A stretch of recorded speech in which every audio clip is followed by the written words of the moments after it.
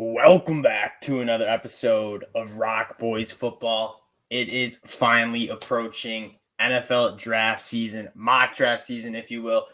Doing a first round 2023 NFL mock draft. Obviously, have gotten to film on a decent amount of some of the top prospects, but we don't even know where teams are picking. More just getting familiar with some of the bigger names in the first round. Some of the guys that have stood out to me in the first 12 weeks of the college football season. Excited to get into it. Before we do, though, as usual, just want to say thank you guys for all the support you guys have shown the channel. We talk a lot of college football on this channel. We also love doing the NFL draft stuff. We love scouting players, love just talking prospects. And part of the best part of draft season is hearing different names, discussing different prospects, and there's never really a consensus. And that's why I love doing it. We talk a lot in the comment section with you guys, and all the support you guys have shown really does mean a lot. So if you do like the content, consider subscribing to the channel. Drop some players that I need to take a look at. That is much appreciated. Let's get into the mock. Right now, as it stands, the Texans with the first overall pick. That'll make a lot of sense, and it's got to be quarterback. I mean, Davis Mills has been solid, but when you have a chance to get a guy like Bryce Young, a guy like C.J. Stroud, I think it's a no-brainer. Right now, early on in the process, I do think Bryce Young is the number one quarterback in the board. He really was playing in a bad offense, and the only reason Alabama had success in their offense under Bill O'Brien was because Bryce Young just being the best player, the most talented player on the field. The offensive line wasn't great. The wide receivers were young and inexperienced, and Bryce Young just kind of calmed through the storm. The guy's pocket presence is unmatched. He's obviously a very good athlete. The one big knock on him is that he's a little smaller than C.J. Stroud, who is my quarterback too. But I just think Bryce Young, he takes care of himself. He's able to throw off a lot of different angles. And it's hard to watch him play at Alabama and say he's not the best quarterback in the whole entire country in college football. I think he's going to be a great NFL pro. Again, he's shown that he can take care of his body. Doesn't really have a few injury concerns, but when he does run, he normally does avoid taking some big hits. So I do think Bryce Young is my quarterback one. But again, if you wanted to argue C.J. Stroud as QB1, I wouldn't give you much pushback. Outside of that, I do think there is a pretty significant drop-off after Bryce Young and C.J. Stroud. Will Levis, I get you got to like the physical tools, but in terms of what he's put on the field, not that impressive. Chicago Bears picking number 2. I think you could go a couple different directions. Justin Fields has looked very good, but there are some next-level prospects available at the top of this draft. Will Anderson and Jalen Carter are kind of the guys. I'm probably going Will Anderson just because I think as an edge pass rusher and what you've seen him do at Alabama and the physical traits that he has, it's going to translate to the next level. He's going to be an absolute monster in the NFL. And so I think it's kind of not necessarily a no-brainer, but the Chicago Bears, if they want to stick with Justin Fields and you're picking at 2, Will Anderson or Jalen Carter has to be the pick. We'll go with Will Anderson here at number 2. Detroit Lions at number 3. I think this one is also a no-brainer. Jared Goff has been a good bridge quarterback. But you want to, if you have a top 3 pick and you have a chance to get a guy like Bryce Young or C.J. Stroud, I feel like you have to pull the trigger. C.J. Stroud, I get the Ohio State quarterback stigma. C.J. Stroud, I think his pocket presence is very good. He avoids taking a lot of sacks, which is very impressive. He's also very accurate at the football. Even if you go back and watch that Michigan game, which was in a lot of people's minds a disappointing game for C.J. Stroud, he looks very good and threw multiple catchable balls to his wide receivers. They just didn't really make plays for him. I really do. He's got a big body. He's got a very big arm, and he's very accurate with the football. He's kind of a complete quarterback prospect. Number 4, the Seattle Seahawks. This, maybe they want to go quarterback, but Geno Smith has been playing very well. The Seahawks have a lot of picks, and they have a potential to really, and they hit on a lot of picks in the 2022 draft. A lot of those rookies are playing very, very well. And you have a chance to get a guy like Jalen Carter, who I do think is kind of a next-level interior defensive lineman, not just a run stuffer. The reason I'm so much higher on Jalen Carter than Jordan Davis is when you see Jalen Carter being healthy, his ability to rush the passer from the interior defensive line spot is next level. He's an extremely special physical specimen, but also very good at using his hands and just being disruptive. So I think Jalen Carter has to be the pick. He is, again, as a non-quarterback prospect, I think Will Anderson and Jalen Carter are extremely close. Pittsburgh Steelers picking at number 5. You obviously got your guy in Kenny Pickett. George Pickens looks like he can be a wide receiver 1. Offensive line has been a struggle. You have the skill. Najee Harris, very good running back. George Pickens.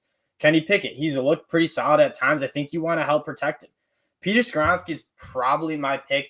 I really do like Broderick Jones, and I think I might end up going with Broderick Jones just because I think he's down here somewhere. I think his ceiling's a little bit higher. Peter Skoronski, in terms of film this year, has been absolutely nails. I believe if you look at his stats, he's given up like 2 quarterback hurries all year. He's been extremely impressive. That being said, there's a reason why he was kind of under-recruited. They thought he was going to be an interior lineman. He kind of lacks the athleticism, kind of lacks that length. Broderick Jones, on the other hand, he, I think, as a third-year guy, is a very, very special athlete. He's been very good in pass protection as well. So I think you would go with Broderick Jones. He's my number 1 tackle right now. But Peter Skoronski, also very, very good football player, and wouldn't really argue if you wanted to take Peter Skoronski there. But Broderick Jones, I think he's going to be a name, and this is what it's fun. Like, this is a very early on in the process. Broderick Jones is one of my guys. I think he is very, very special. Carolina Panthers at number 6. Again, that's a team that jumps out that they need a quarterback. Their quarterback play has simply been a disaster. They're going to have a new coach. You're probably going to go out and get a quarterback. And as much as I don't like it, I think us as the draft community need to be ready for Will Levis probably being a top 10 pick. Like, everyone wants to enter that Josh Allen sweepstakes, and Will Levis is a very good athlete. He's very big. He's a physical runner, but he also has a Howard-servant arm. And he's also played back-to-back years in NFL-schemed offenses. And so making that transition might not be as hard for a guy like Will Levis as opposed to C.J. Stroud, as opposed to Bryce Young. Yes, very inconsistent at times, poor decision-making at times. This year, though, he's throwing 2 true freshman wide receivers. The offensive line was not nearly as good as it was in Kentucky the last couple years. And so I'm not necessarily selling the farm on Will Levis, but you are taking him here knowing that he is going to be a project because he's got all the skill. He just needs to kind of put it together a little bit, if you will. So we'll go Will Levis at 6. The Eagles, this is a team that, in terms of roster building, have done an absolutely amazing job. They might be the best team in the NFL right now. And then they have multiple picks coming up with the A.J. Brown trade, or not with the A.J. Brown trade, with Carson Wentz. They have a lot of picks. They're going to be able to do a lot of damage and really build a young and talented roster. When you're looking at some of these top guys, you're kind of good at the wide receiver spot with A.J. Brown, Devontae Smith. You might want to kind of build that defensive line, and that's why they're winning. They're very good on the offensive line. They're very good on the defensive line. My pick is going to be Myles Murphy. He hasn't had as good of a year as you would have liked this year. He was a top 5 prospect for me coming into the year. Maybe drop him out a little bit, but you can't really ignore the fact that the dude is 275 pounds. He has a great get-off with extreme power. He plays the run at probably the best edge defender playing the run. So I really like that out of him, but he also is just I think he can develop to become a very good pass rusher. You haven't seen it as much this year, but last year you saw him get off the ball, be able to beat tackles around the edge, but also go right through the chest tackles. He has a lot of traits that you can work with. The Eagles pick him up. I think their defensive line gets a lot better. Pick number 8, the Cardinals. This is another guy, kind of a pet cat of mine that I really like early on in the process, and that's Kelee Ringo. Kelee Ringo's a guy, 6'2", 210 pounds. He's going to run a 4.3. Like, he has all the traits. He needs to work on a little bit of technique. He's gotten beat over the top. Like, you go watch the Oregon film. Like, he got beat a couple times, but since that Oregon game, he's been absolutely nails. He's long, he's physical, he's very fast, and that kind of checks all the boxes of what you want in a top 10 cornerback. Having that size to play outside, having the speed to run with some of the faster wide receivers in the league. There's a reason he came in as the highest cornerback recruit in the country during his year coming out of high school. He's got a lot of skill. He's a guy that I also kind of, after the combine, once teams start really digging into physical traits of cornerbacks, Kelee Ringo might be the cornerback 1 that we're talking about. Pick number 9, the Green Bay Packers. A lot of question marks on what this team is going to look like the next couple of years. You have a few nice wide receivers that you feel really good about. Romeo Doubs, Christian Watson. You can get more skill out of there. And I do think there's a guy that I loved in the summer, Quentin Johnston, that I think can be really special. Now, you might make the argument, and this is more just me talking about the prospect as opposed to how well he fits into the Packers scheme. This is a pretty solid roster that just doesn't really have the experience at that wide receiver position, reliable guys. Quentin Johnston and Christian Watson are 2 guys who are very big, they're long, and they're absolute burners. Quentin Johnston's just done it at a higher level. And Christian Watson coming out of North Dakota State, didn't really catch that many passes in that North Dakota State offense, and he also didn't do it against premium competition. Quentin Johnston, 6'4", 210 pounds, runs very, very well, straight line speed, but he also separates very well, and he's very, very good going up and making those combat catches. Quentin Johnston is pretty easily my wide receiver 1 right now in the process, and he's been playing hurt, but he's also been the best wide receiver in the country at times. He's a very, very impressive. I love Quentin Johnston. I think he's worth the top 10 pick if a team does want to improve their wide receiver position. The Oakland Raiders, this is another team that you could go a lot of different ways if you're Oakland, and you're not really sure what this team is going to look like. I thought they'd be a lot better than they were. They haven't been. I think Bryan Breese, if he falls to 10, I don't really know if Bryan Breese is going to be falling to 10, but if he does, you're going to want to go out and get him. He's a guy that you haven't really seen play healthy football. He tore his ACL last year. He came back. He's had kidney disease. Then he's been banged up. He's had strep throat at some point. You really haven't seen Bryan Breese at 100% since his early last year or true freshman year. But I mean, he's a former number 1 recruit in the country. He's an absolute animal. When you look at his traits, 305 pounds, he moves extremely well. He's very, very powerful, but he also kind of provides you some pass rush, which I think when you're drafting a guy on the interior that high, having a guy who's 6'5", 300 pounds and registers the amount of hurries that he has. I mean, 16 hurries as a true freshman at the ACC level, the only time we really saw him healthy. Very, very impressive prospect. The Houston Texans, if you remember, we went out and we got Bryce Young with the first overall pick. Now it's time to build around it. Brandon Cook's probably not going to be around. Nico Collins I actually like, and I'm obviously a Michigan guy, but he's not a wide receiver 1 in the league. And I think we're seeing with Justin Fields that if you have a young quarterback, don't let him not be able to develop because he doesn't have any skill to throw to. There's some really good wide receivers in this class that I think you got to be taking a look at, or you might just want to go and protect a guy like Bryce Young who's going to need protection. Peter Skoronski could be a good look. I also think you can look at some of the wide receivers. For the Texans, we're probably looking at a wide receiver just because I think the cupboard is so bare. And then you're picking what kind of wide receiver do you want? Jaxon Smith-Njigba is my wide receiver too. I know we've only he has 4 catches for 36 yards on the season. He's only played in 3 games. He's been banged up, but when you watch him last year as a true sophomore, he was the best wide receiver in the country. He's a quarterback's best friend. I mean, he works the middle of the field very well, but the moral of the story is he's not a burner. He's not like an elite size or elite speed kind of guy like Quentin Johnston is. But he's really good at the position. And you're looking at the wide receivers that are excelling right now in the NFL. It's guys who just get open, who are good wide receivers, not necessarily the Julio Jones guys who are just big and fast. Jaxon Smith-Njigba was that guy. He was always open for CJ Stroud last year. Yes, we haven't really seen him play this year, but he is a guy with elite talent and elite production at that wide receiver position. The Jacksonville Jaguars at 12. This is another team that I think is really fun in the sense that they can make some noise. And we're talking more just prospects right now, but you look at what the Jaguars need. They could also be looking at a wide receiver. I also don't think it's crazy just go Peter Skoronski. I mean, he's a guy that probably shouldn't be falling to 12. He's my second tackle on my board, and he's, again, a guy that has given up, 2 quarterback hurries and no sacks on the year. And you watch the Northwestern film, it's like the other 4 offensive linemen are just getting absolutely worked on. This was a team that was, 1-11? But Peter Skoronski at the left tackle spot is just being an absolute dog, as consistent as it gets. And he's going to be a guy that you bring in, and he's going to be good. Whether he's playing tackle, whether he's playing guard, he's going to be a very, very good player in the NFL. Is the ceiling as high as an all-pro kind of guy?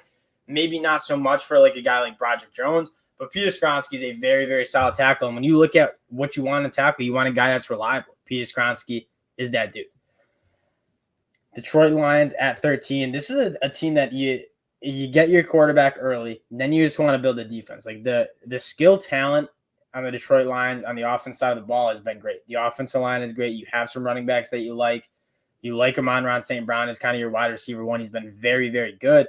Now you kind of want to develop on the defense side of the ball. Guys like Nolan Smith, guys like Tyree Wilson, not necessarily kind of my cup of tea, if you will. Tyree Wilson's a guy that he's a 5th-year guy. He came back. He's looked awesome. That being said, I think I like some other prospects a little bit more. I'm going to go with Jared Verse has kind of been my guy. I think he's truly a special edge defender from a physical specimen outlook. He comes from Albany, goes to Florida State. People are saying, oh, how well is he going to adjust to the Power 5 level? He's done it at a very good, very, very high level. The production's unreal. And when you see him play healthy, which he was playing banged up for most of the year, when he's healthy, when you saw him against LSU, he was an absolute force. And Detroit Lions, they need help on the defense side of the ball, specifically with that pass rush. You bring in Aiden Hutchinson. You've been getting some production from Aleem McNeil. You get Jared Verse, and you're looking at a young defensive line that is going to give you production for many years. I think that makes a lot of sense for the Colts, or for the Lions, excuse me. The Colts at pick 14. This one, you might want to start taking a look at quarterback. Sam Ehlinger's probably not your guy. My only problem with this class right now is that there's not really any quarterbacks that you feel great about. So I kind of want to just talk about some prospects that I really like. And you look at what the Indianapolis Colts might need. Yes, they need a quarterback. They also need some tackles. We're going to take a look at some of the tackles that are in this class. I like a lot of them. Paris Johnson, probably going to be my favorite one.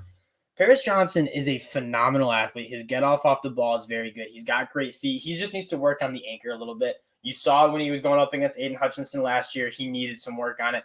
He still needs some work on it this year. Like, he's a very athletic. He's a strong guy. He's a former top 10 recruit in his class. He just needs to get some sand in his pants, a little bit more anchor. But once you do that, I think this guy, talk about ceilings, Paris Johnson might have one of the higher ceilings in this class, even maybe higher than Broderick Jones. The reason you're going Broderick Jones over Paris Johnson is Broderick Jones has been great this year. Paris Johnson has been good. I just think he needs to improve on kind of being tough and having that anchor, because he's a very good athlete. He's very explosive off the ball. The Atlanta Falcons at pick 15. Again, quarterback could be a discussion. I don't think so. You probably want to go to the defensive side of the ball just because this Atlanta defense has not been good. It hasn't been good for a while now. Maybe pass rusher. We're going to take a look at what pass rushers are available. There are some really good pass rushers kind of later in this draft. I like B.J. Ojulari a lot. The guy I'm probably going to go with here, and this is another one of the guys that I'm very high on, and he hasn't been great this year, but you look at him and what he's done last year. Trenton Simpson. The NFL is going to a place on defense where you want to get as many guys who are good at stopping the run, but also can cover athletes in space on the field as possible. Trenton Simpson could play nickel. I think he's that athletic. He's been very, very good for Clemson in terms of covering guys, tight ends in the slot. You look at some of the great tight ends and how they're able to hurt defenses. Trenton Simpson's a guy kind of like Isaiah Simmons a couple years ago from Clemson that you bring in, who's a very good athlete. He's also very tough in the run game, but he's an athletic linebacker who can go sideline to sideline, carry tight ends up the field. I'm very high on Trenton Simpson. I don't think he's had as good of a year as you would have hoped at Clemson, but he is a very, very good prospect. The Seattle Seahawks with another pick in the first round from the Russell Wilson trade. They have a chance to really kind of rebuild this organization or this franchise. I think they hit on a lot, as we noted, they hit on a lot of 2021 NFL draft guys, and I think the Seattle Seahawks probably just going best available here. You take a look at maybe some what they need.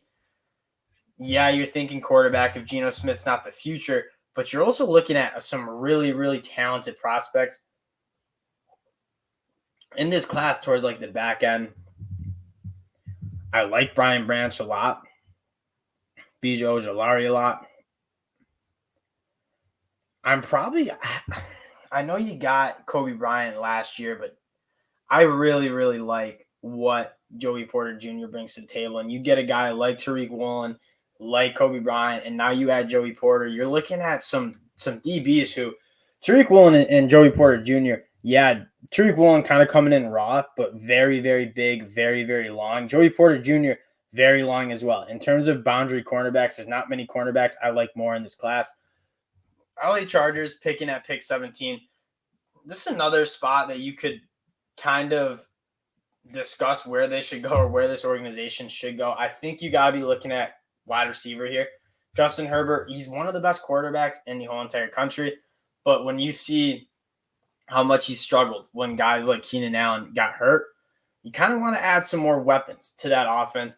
Jordan Addison is probably my next wide receiver off the board. He's a little bit wiry, but man, he's another one kind of like Jaxon Smith-Njigba. He's not going to be a burner.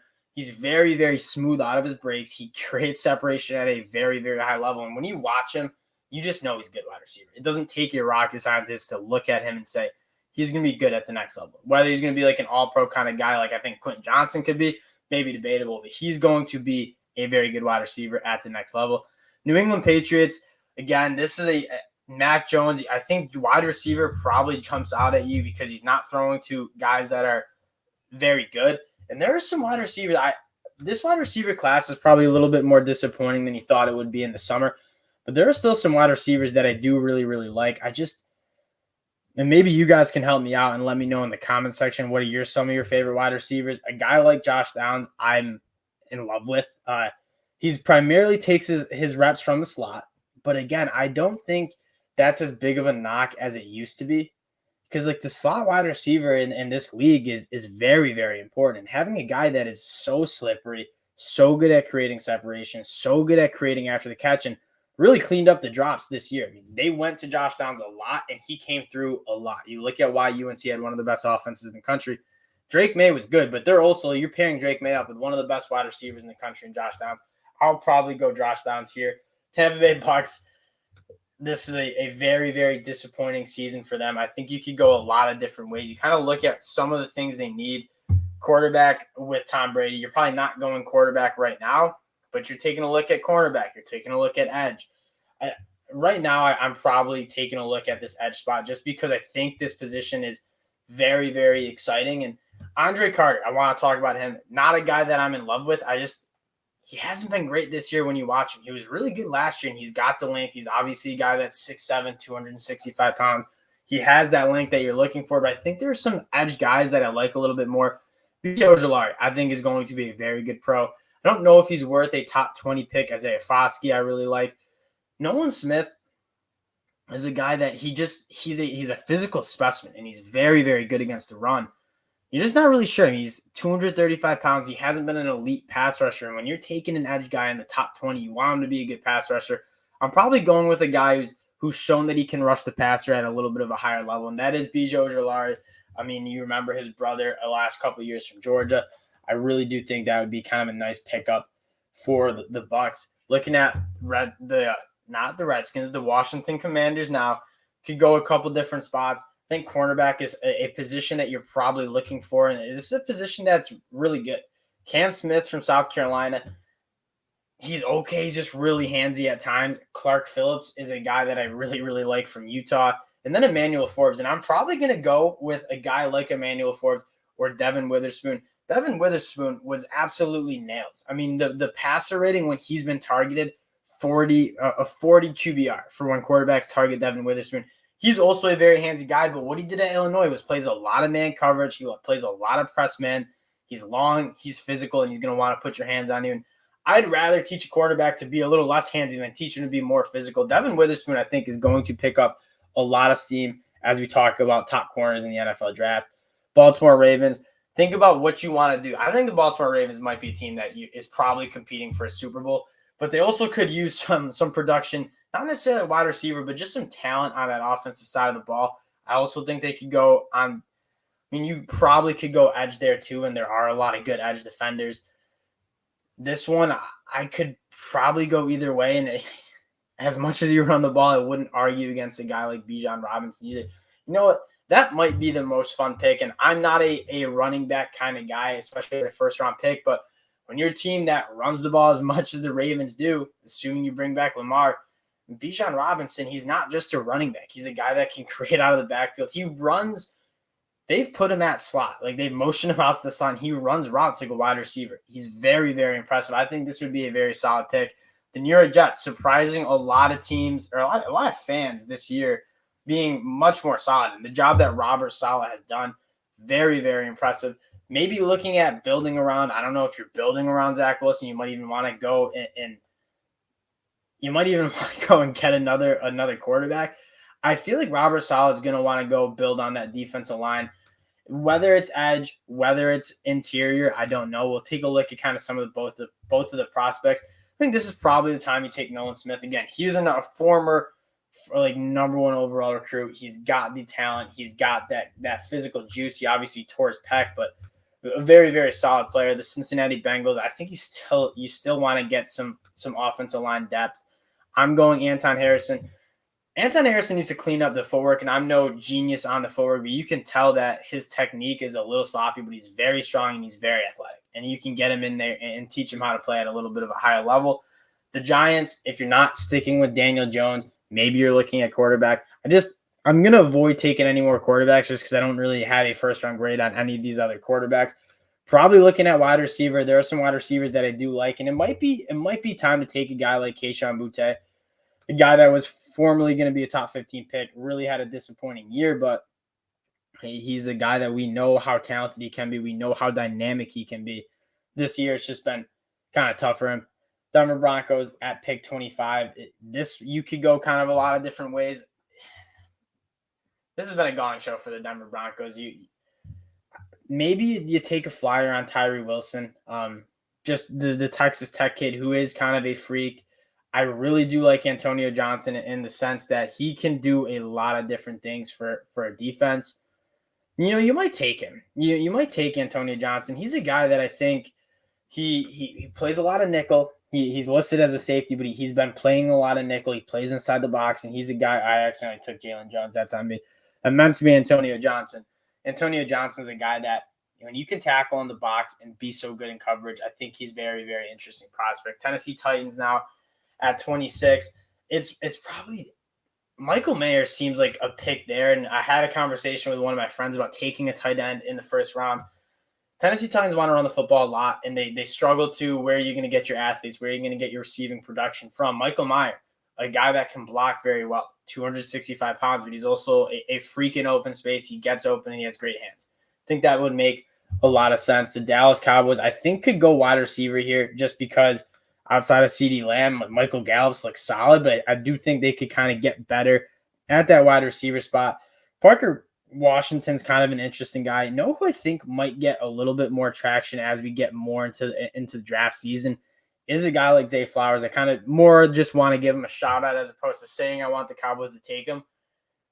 Zay Flowers was that Boston College offense. What he did was very, very impressive. And I think Zay Flowers is probably going to be a second-round pick when it's all said and done because he's very impressive, just wasn't really at a sexy school.